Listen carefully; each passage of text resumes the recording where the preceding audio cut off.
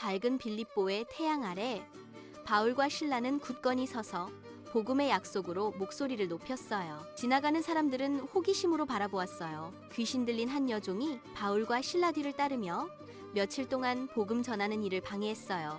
그녀는 목소리 높여 외쳤어요. 이 사람들은 지극히 높으신 하나님의 종들이에요.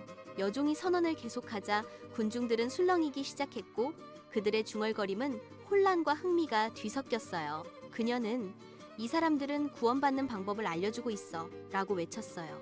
그 증언은 귀신께서 나온 것이었어요. 빌립보 거리에서 실라는 바울을 바라보며 걱정스러운 표정을 지었어요.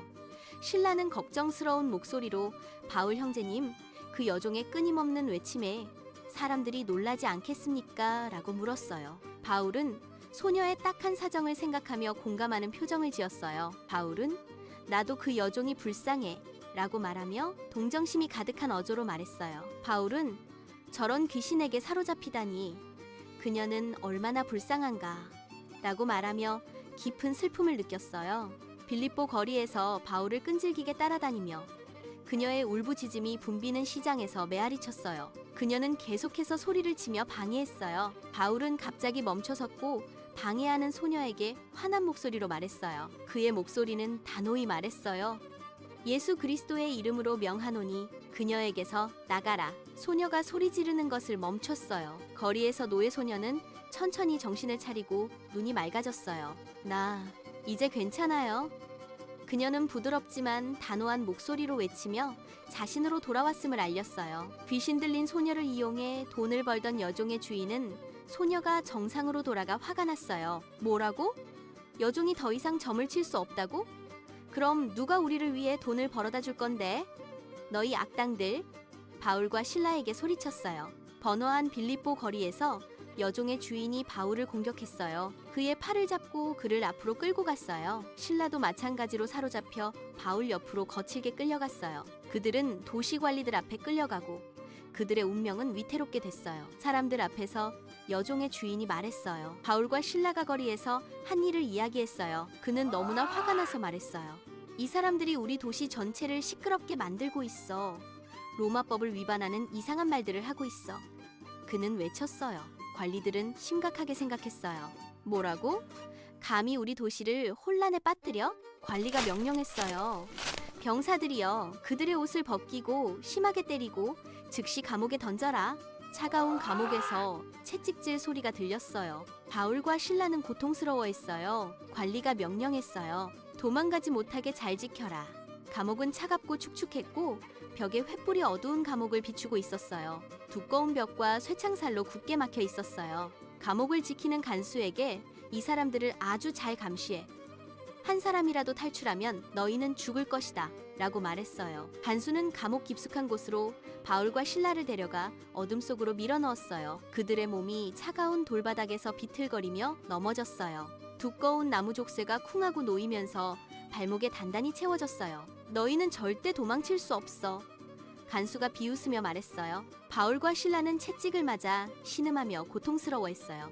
깊은 감옥의 어둠 속에서 바울과 실라는 상처를 입고 누워 있었고 그들의 몸에는 채찍으로 맞아 피가 났어요. 아무것도 할 수가 없었어요. 그러나 육체적인 고통과 암울한 환경에도 불구하고 그들 안에는 꺼지지 않는 희망의 불꽃이 피어났어요. 쥐들만이 자유로이 돌아다녔어요. 간수들이 밖을 지키고 있었어요. 감옥 깊숙한 곳에서 바울과 실라는 앉아 있었고 그들의 몸은 지쳐 있었지만 정신은 꺾이지 않았어요. 그들은 목소리를 높여 찬양을 하기 시작했어요. 어둠 속에서 찬송가 예수님은 나를 사랑하네가 울려 퍼지며 절망 속에서 희망의 등불이 되었어요. 그들의 목소리는 힘이 있었고 은혜로웠어요. 분명한 고통에도 불구하고 바울의 정신은 어둠 속에서 등불처럼 빛났어요. 그의 맑고 강한 목소리가 침묵을 뚫고 절망을 가르며 한 줄기 빛처럼 솟아올랐어요. 실라 형제여!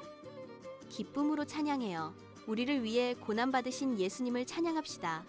우리 구세주이신 하나님을 찬양합시다. 실라는 감사의 찬양을 했어요. 비록 몸은 감옥에 갇혀있지만 실라의 마음은 감사로 넘쳤어요. 감옥 안에서도 복음을 전할 수 있어서 감사했어요.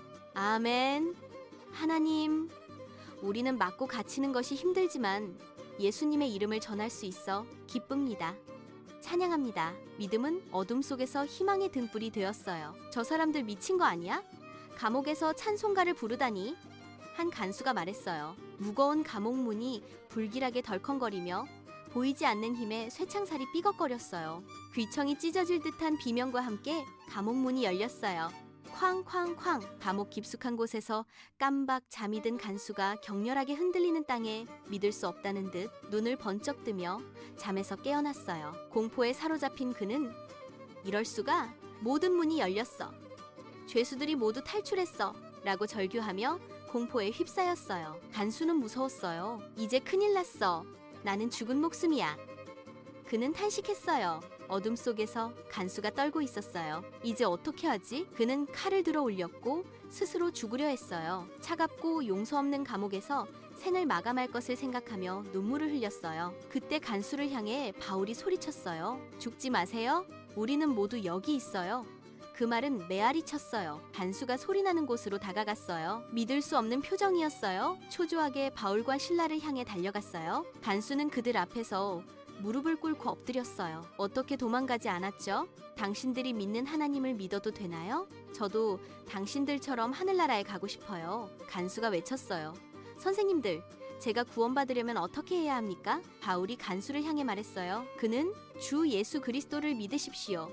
그러면 당신과 당신의 집안이 구원을 받을 것입니다. 라고 말했어요. 간수는 바울과 실라를 자기 집으로 초대했어요. 바울과 실라는 그의 집으로 함께 갔어요. 그날 밤 간수와 그의 가족들은 예수님을 믿게 되었어요. 간수는 너무 행복했어요.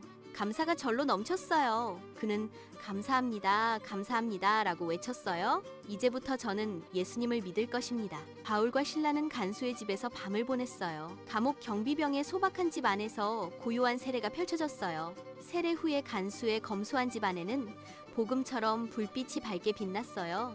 그들은 고난을 함께하며 서로에게 힘을 얻었지요. 실라와 바울은 서로에게 위로가 되어주고 함께였기 때문에 어둠 속에서도 두렵지 않았어요. 어둠 속에서 그들은 서로에게서 위안과 용기를 찾았어요. 어둠 속에서 그들의 변함없는 믿음으로 예수님의 복음은 빛이 되었어요. 어두컴컴한 감옥에서 찬양이 흘러나오자 굳게 닫혀있던 옥문이 활짝 열리고 땅이 흔들리며 벽이 무너졌어요. 놀라운 하나님의 역사였어요. 바울은 도망치지도 않았어요. 하나님께서 함께 하시니 아무것도 두렵지 않았기 때문이었어요. 그래서 두려움에 떨고 있는 간수와 간수의 가족을 구원하는 복음을 전할 수 있었어요. 하나님께서 간수와 간수 가족을 사랑하심으로 바울과 실라를 통하여 복음을 전하게 계획하셨지요. 어두운 밤 등불처럼 복음은 간수와 가족들에게 빛이 되었어요. 기도는 하나님과의 깊은 대화의 시간이에요.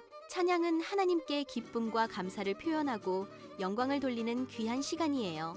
그 다음 날 아침 햇살 아래 바울과 실라는 빌립보 도시를 떠나려고 해요. 바울과 실라의 복음을 전하는 사명은 계속되었어요. 복음을 땅끝까지 전하기 위해 한 걸음 한 걸음 나아갔어요. 또다시 거친 길과 고난이 앞에 오더라도 쇠사슬이 그들을 억압할지라도 한 생명을 구원하는 복음의 전파는 계속돼야 해요. 절망적인 상황에 짓눌려 목숨을 버리는 한 간수의 목숨을 건져냈듯이 그로 인해 그 가족 전체를 구원하게 되었어요. 복음을 전파하고 돌아온 바울의 발을 간수는 정성껏 씻어주었어요. 여행에서 돌아와 편하게 쉴 수 있게 보살폈어요. 복음을 함께 전하는데 도움을 주는 일꾼이 되었어요. 간수의 집은 기녀정을 마치고 돌아온 그들에게 평안한 안식처가 되었어요. 다음 날 바울과 실라는 새 힘을 얻고 또다시 빌립보를 떠나요. 바울과 실라처럼 우리도 복음을 전하러 떠나볼까요?